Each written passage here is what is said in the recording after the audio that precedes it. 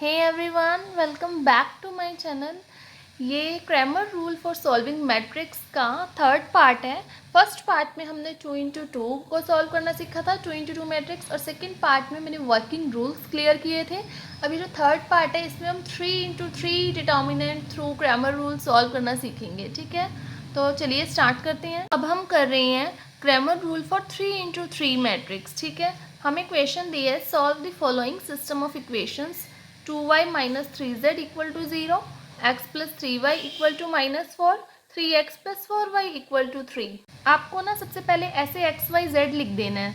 देखो first equation के अंदर जो x है क्या वो आपको दिख रहा है? नहीं है, तो it means 0।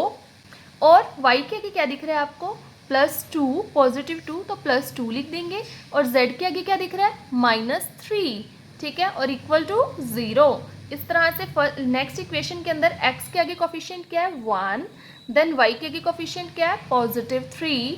Then z present नहीं है तो +0 लिख देंगे, इक्वल टू -4। देन ऐसे ही x के आगे कोफिशिएंट +3, देन y का +4, देन z अगेन प्रेजेंट नहीं है तो 0z इक्वल टू 3। अब इससे हम डिटर्मिनेंट सॉल्व कर लेंगे।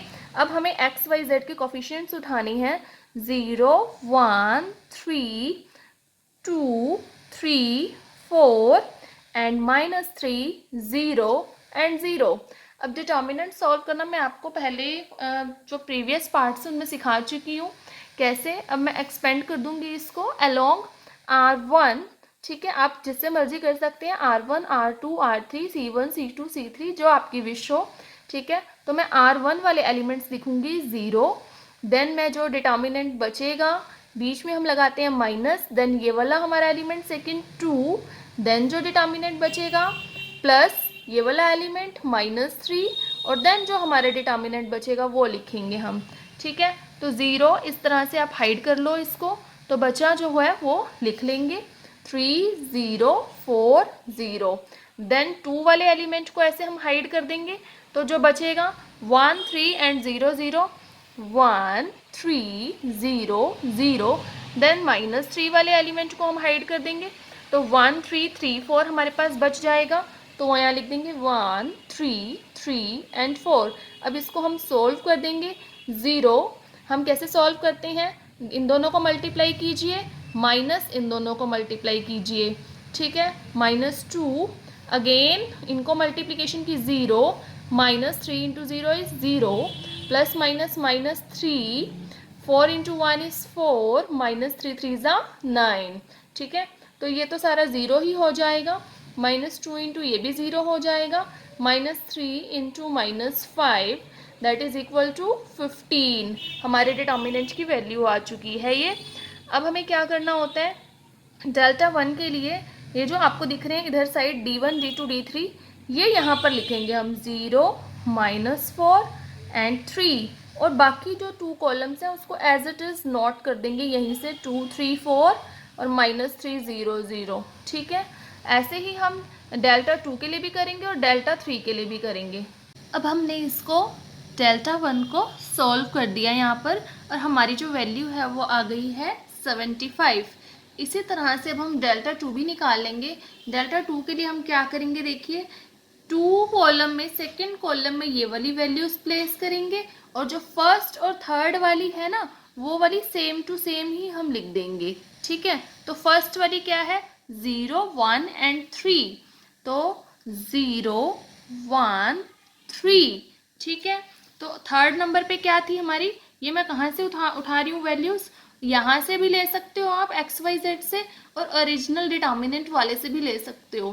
थर्ड में क्या है? -3, 0 एंड 0, -3, 0 एंड 0।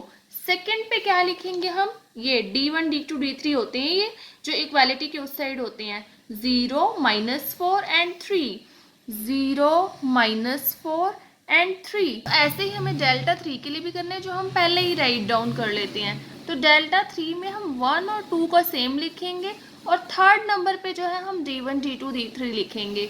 तो 1 और 2 में क्या लिखेंगे हम?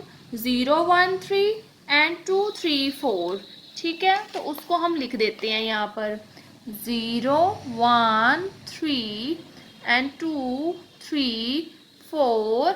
ठीक है, तो थर्ड पे हम क्या लिखेंगे, ये इक्वालिटी के उस साइड वाला 0 -4 एंड 3, तो इसको लिख देते हैं हम।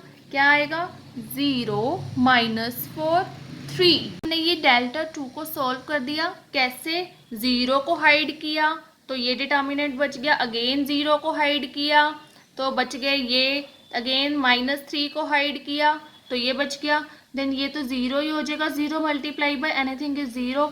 इसका आंसर बस बच जाएगा यहाँ पर। इसी तरह से हमने अब डेल्टा 3 को सॉल्व कर लिया, ऐसे 0 हाइड करके, अगेन 2 हाइड करके और 0 हाइड करके। ठीक है, तो ये भी 0 हो गया, ये लास्ट वाला भी 0 हो गया, बस इसकी वैल्यू बच गई।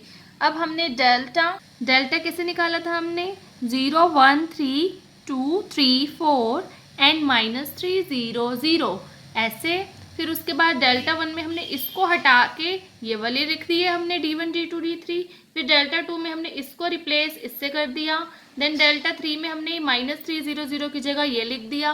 देन हमने चारों डिटर्मिनेंट अपने सॉल्व कर लिए। हमारे पास चारों वैल्यूज आ चुकी हैं, डेल्टा 1 डेल्टा 2 एंड डेल्टा 3। तो x की वैल्यू कैसे निकलती है, डेल्टा 1 बाय डेल्टा से, y की डेल्टा 2 बाय डेल्टा से, डेल्टा, एंड z की वैल्यू डेल्टा 3 बाय डेल्टा से। हम अपनी वैल्यूज को यहाँ सब्स्टिट्यूट कर देंगे। डेल्टा 1 की वैल्यू कितनी है 75 बाय डेल्टा की वैल्यू 15, तो x का आंसर कितना आ गया 5। देन डेल्टा 2 की वैल्यू कितनी है -45 बाय डेल्टा की वैल्यू अगेन 15, तो आंसर आ गया -3। देन डेल्टा 3 की वैल्यू -30 बाय डेल्टा की वैल्यू 15, तो आंसर क्या आ गया -2। तो ये हमारी x, y और z की वैल्यूज आ गई by Cramer rule. Cramer rule के फर्स्ट पार्ट में हमने 2 × 2 का जो है क्वेश्चन सॉल्व किया था, उसमें x और y ही निकल सकता है, और 3 × 3 में x, y, z तीनों निकल सकते हैं। और ये क्वेश्चन कौन सा था, यूनिक सॉल्यूशन का था। यूनिक सॉल्यूशन किसे कहते हैं, जिसके अंदर हमारा डिटर्मिनेंट जो है ये फर्स्ट वाला डेल्टा 0 नहीं आता। ये सारे वर्किंग रूल्स मैंने पार्ट 2 के अंदर डिस्कस किए थे। तो जब ये 0 नहीं आता तो आपको अपना सिंपल पैटर्न ही फॉलो करना होता है, डेल्टा 1 डेल्टा 2 डेल्टा 3 निकाल कर एक्स वाई जेड की वैल्यूज़ फाइंड आउट कर देनी होती है। तो अभी मैं जो है नेक्स्ट पार्ट में वो इनकंसिस्टेंट, जिसमें इनफाइनाइट सॉल्यूशंस और जो है नो सॉल्यूशन निकल सकता है, उसके क्वेश्चंस डिस्कस करूंगी। तो ये कौन सा था, यूनिक एंड कंसिस्टेंट सॉल्यूशन। और ये चीज़ ना आपको वैसे सबसे पहले ही लिख देनी होती है, ये चीज़ आपको ना यहाँ पर ही लिख देनी होती है कि it is not equal to 0, that's why solution is unique and consistent, that's why we can follow this procedure कि हम डेल्टा 1 फाइंड आउट कर रहे हैं, 2 फाइंड आउट कर रहे हैं एंड 3 फाइंड आउट कर रहे हैं, और देन एक्स वाई जेड की वैल्यूज़ हमने फाइंड आउट कर दी।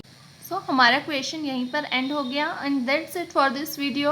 आई होप ये टॉपिक आपको क्लियर हो गया हो और आपको ये वीडियो अच्छी लगी हो। और अगर आप इस चैनल पर न्यू हैं तो please like share comment and subscribe the channel.